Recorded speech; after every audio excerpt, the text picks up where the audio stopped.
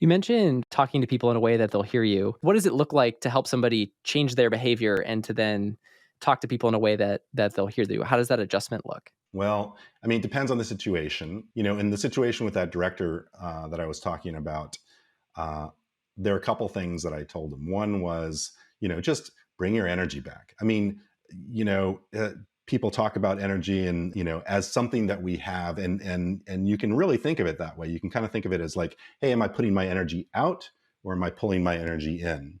And so sometimes I talk to people about, that are eights on the Enneagram, just instead of just going out and being a big energy person, think of like you're going halfway, and you're giving space for the other person to come out. But then there are also some simple things like, instead of making statements, ask questions. you know when giving feedback, one of the things I talk about is, a lot of times when we have to give difficult feedback, people go in and they're like really nervous because they're thinking about, oh, they're not going to like this, they're going to react badly, or maybe they will, and how am I going to handle that, and all of that. That sort of gets in the way of the real authentic conversation. So what I say there is like, how about if you shift who you're going in as? What if you go in with curiosity rather than, oh, I have to deliver this message, this difficult message? What if you go in with curiosity about, well, what's going on for that person? Why are they behaving in this way?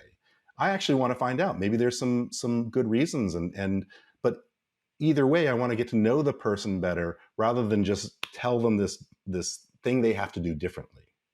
And so I think there are some simple things like those that you can shift the way you approach a conversation or have a conversation. Do you have any recommendations on how to help somebody shift their state? Because what I'm thinking about is the classic Silicon Valley busy culture, where like people are working really long hours and have so many things, an infinite amount of things to do, and maybe the natural state isn't really one of curiosity. How can somebody shift in order to be in that place of being able to ask questions and from a more I think like calm and empathetic perspective? Well, a lot of times what I do with people in coaching sessions is I'll have them embody that. And so, I mean, a simple thing is just sort of grounding yourself, centering yourself. So you can sit, feel your body on the chair and your feet on the ground.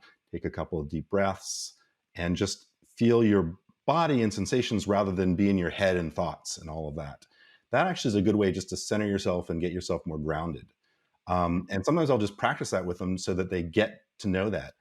And once they do that, I say, you could do this with one or two conscious breaths right before you go into a meeting.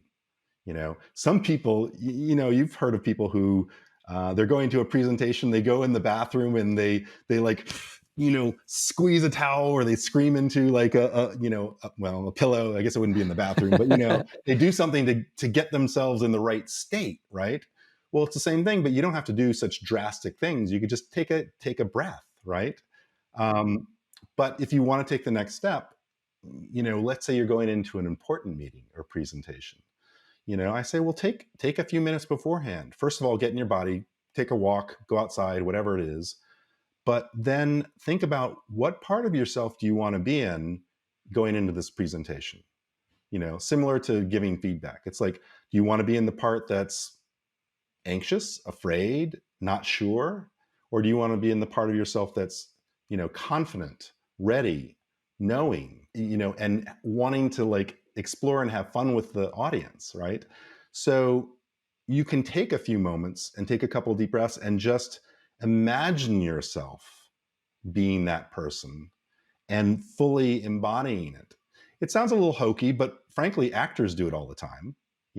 There's even, I don't know that much about it, but there's method acting where people really go into maybe an old experience of sadness to bring them into sadness or whatever it is. And it's not that different. You can shift your state in these fairly straightforward and easy ways. It's so actionable to do that. And just to relate, like there, whenever we a lot of folks are familiar with my voice because I do a lot of the voiceover for the podcast, introducing some of the different guests and stuff. And just to relate, I do a similar version of that in order to get up to the microphone, and so a lot of people are like, "Patrick, you have so much energy." It's because I'm sitting here and thinking about, why am I so grateful today, and like really sort of living into that memory, and so that energy then comes out, and Jerry knows that because I think I've walked him through some of the routines there, and he thinks it's pretty cool too. So I cannot understate the impact of that. It's tremendous. I think too often we think that when we feel a certain way, that that's just the way it is. Like I'm feeling, annoyed, or I'm feeling upset or angry. Well, I'm just angry right now. Well, no, you can shift your state. There's actually things you can do, like take a breath, take a walk, whatever, that shifts your state. And your biology affects your physiology and mental state, and your mental state affects the other way around too. So they affect each other, and you can change one by changing the other.